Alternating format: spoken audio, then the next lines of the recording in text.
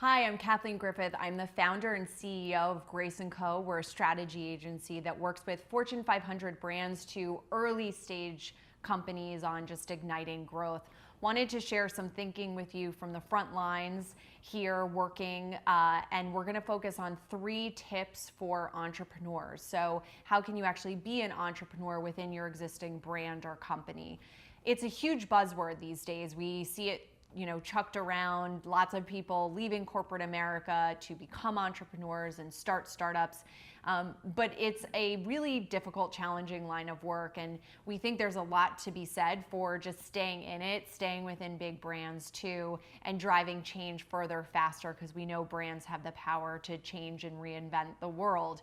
So just 3 quick thoughts here. The first is be a brand. So one of the things entrepreneurs do really well is they conceive of themselves as both a personal brand and then they have the brand that they work for or have founded. This is something that we often lose sight of when we're working within big corporations or companies. We kind of lose our individual image and our individuality within that larger organization. So it's a really good exercise just to think about who you are and what you value, what issues you want to align yourself with, that you want to speak out about. Where do you want to be a thought leader? What matters to you? What matters to you in driving change? And then really make that clear with your colleagues, letting them know that you're going to be perhaps participating in panels or writing opinion pieces, really kind of getting out there in the market as an individual as well. The next concept is about bringing the outside in. So entrepreneurs are really good about disrupting processes, bringing in other people to disrupt thinking and trying to go further faster. So how can they be as nimble and as efficient as possible?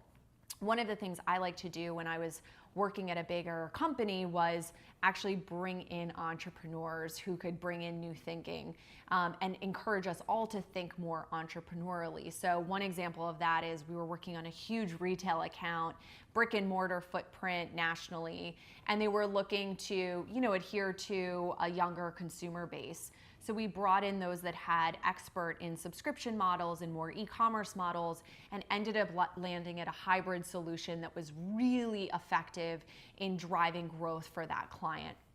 The next concept is the concept of really kind of being brave and taking risks. So I want to just close out thinking there. It's called risk for a reason. It is obviously not easy, and a lot of the time you spend as an entrepreneur is really about looking into that deep abyss and figuring out how you can continue to take risks so you are not one of the many startups that fail. That's something that you can also do within your organization. So as opposed to just adhering to business as usual, the way it's always done, how do you think about not asking permission, but just asking forgiveness if something goes wrong, which of course it will, but oftentimes if you're experimenting, that's bound to happen and you'll get to better solutions that way.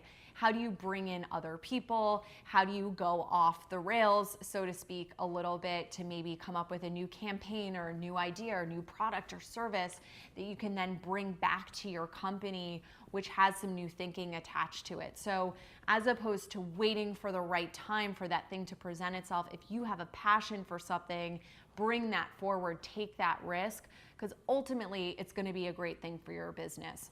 Just some food for thought, things to consider. Look forward to seeing you around the block.